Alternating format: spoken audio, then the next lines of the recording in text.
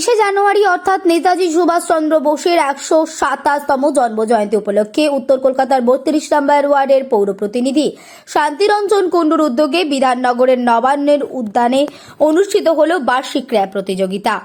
ছিল বাচ্চাদের দৌড় প্রতিযোগিতা থেকে শুরু করে বিস্কুট দৌড়, অঙ্কন প্রতিযোগিতা, বড়দের মিউজিক্যাল চেয়ার, শঙ্খ বাজানো এবং ছোটদের উইকেট টিপ সহ আরো বিভিন্ন খেলা। নেতাজির জন্মদিনে এই অসাধারণ উদ্যোগে উপস্থিত ছিলেন সাংসদ সুদীপ বন্দ্যোপাধ্যায়, মানিকতলার কনভেনার শ্রেয়া পান্ডে সহ বিশিষ্ট ব্যক্তিত্বরা। Bureau report, news 24x7 TV. মুহূর্তের খবর হাতের মুঠোয়। এই কর্মসূচিটা উত্তর কলকাতা তৃণমূল যুব কংগ্রেসের সভাপতি শান্তিরঞ্জন কুণ্ডু, আমাদের পৌরপিতা, অত্যন্ত দক্ষতার সঙ্গে এত শিশুকে একত্রে সমবেত করে সাফল্যের সঙ্গে শৃঙ্খলার সঙ্গে কর্মসূচি করিয়েছে, যা এলাকার মানুষ নিঃসন্দেহে খুবই আনন্দ উপভোগ করছে।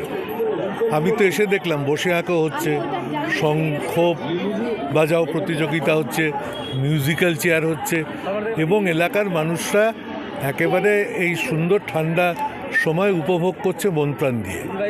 রাজনীতির বাইরেও মাঝে মাঝে মানুষের সঙ্গে এইভাবে সংযোগ রক্ষা করে শান্তি যেভাবে এগোচ্ছে, তাতে ওকে মানুষ আরও বেশিভাবে আশীর্বাদ করবে ও রাজনৈতিক জীবনে চলার পথে। আমি এই কর্মসূচিতে এসে খুবই আনন্দ উপভোগ করছি। এখন পরেশ পালের সুভাষ মেলা উদ্বোধন করতে যাচ্ছি। কেমন লাগছে না, ব্যাপারটা হচ্ছে এটা আজ থেকে না, ছোট থেকে মানে ক্রীড়া প্রতিযোগিতা একটা সময় নিজেরও খেলতাম। একটা সময় নিজে যখন ছোটো ছিলাম এই পাড়ায় অঙ্ক প্রতিযোগিতা বা 100 মিটার দৌড়ে নিজেরও নাম দিতাম। তার কারণ আমার মনে হয় বাচ্চারা কিন্তু নন পলিটিক্যাল হয়, ওরা পলিটিক্যালটা মানে পার্টি বোঝে না। এবং বাচ্চাদের নিয়ে ছুটির দিনগুলো যদি একত্রিত হওয়া যায়, ওদের একটা আনন্দ রয়। এই একটা বাড়িতে আমি এই যে ছোটো ছোটো প্রাইজ, এই প্রাইজের মূল্য কিন্তু ওদের কাছে অনেক বড়। তার কারণে এই জিনিসটা নিশ্চয় ঘরের লোক, বাবা মা বা যেই আছে পরিবারে এর চেয়ে দামি জিনিস দিতে পারে, কিন্তু ওরা নিজেরা জিতলো।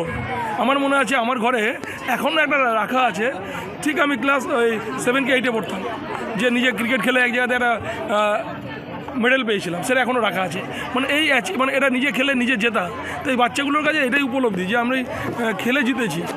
এটাই আর একদিন ওদের সাথে আনন্দ ভাগ করিনি, আমি চেষ্টা করি। এটা আজকে থেকে না, আগে যখন কাউন্সিলর ছিলাম না, ক্লাবের নামে করতাম, ক্লাব সংগঠনে। এগুলো 12 মাসে 13 পার্বণ আমি ঠিক করি না, কিন্তু সুযোগ পেলে একটু চেষ্টা করি প্রত্যেককে নিয়ে কাটানোর, বিশেষ করে যাদের সঙ্গে থাকি তাদের নিয়ে। যেহেতু দেখো আমি রাজনীতি করি, আমি কাউন্সিলর, নিশ্চয়ই আমার জেলা যখন রাজনৈতিক কর্মসূচি হবে সেটা আলাদা। ওয়ার্ডের বাচ্চাদের মানুষের সাথে একটু যোগাযোগ, এটাই। দাদা, এই যে পুরোনো দিনের খেলাগুলো, শঙ্খ বাজানো এবং মিউজিক্যাল চেয়ার, এগুলো হারিয়ে যাচ্ছে মূলত, কিন্তু 32 নম্বর ওয়ার্ডে আমরা শান্তিদার পক্ষ থেকে দেখি বিভিন্ন সময় সেই ওল্ড ইজ গোল্ড ব্যাপারটা শান্তিদার তুলে ধরে। কী মানে কী বলবেন দাদা? না, ব্যাপারটা দেখো, একটা জিনিস হচ্ছে বাঙালির ঐতিহ্য, বাংলার ঐতিহ্য ভুলে গেলে হবে না।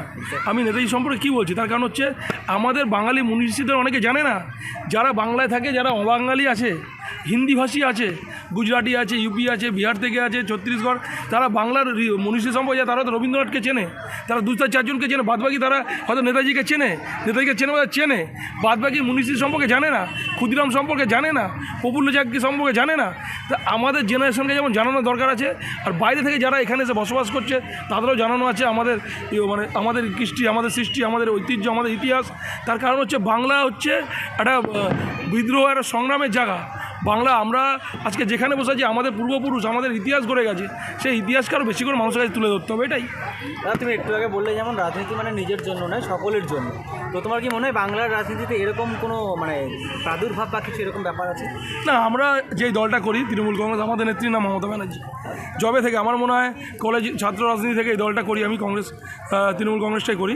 তো আমার মনে হয় আমি সঠিক নেত্রীকে নির্বাচন করেছিলাম। তার কারণ কি, তিনি কিন্তু যখনই একটা কথা বলে, ঝান্ডা নিয়ে মানুষের কাছে অজ্ঞাল হবে না, সামাজিক কর্মসূচি দিয়ে নেওয়া, তার থেকে এটা আমরা অনুপ্রেরণা পেয়েছি।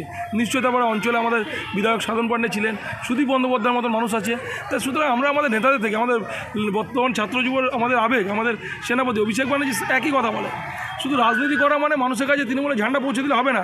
জোর জবরদস্তি ভয় দেখিয়ে একদিন রাখতে পারবে, 12 মাস থাকা যায় না। তোমাকে তার মনে জায়গা করতে হলে কাজের মাধ্যমে করতে হবে, ভালোবাসার মাধ্যমে করতে হবে। Thank you.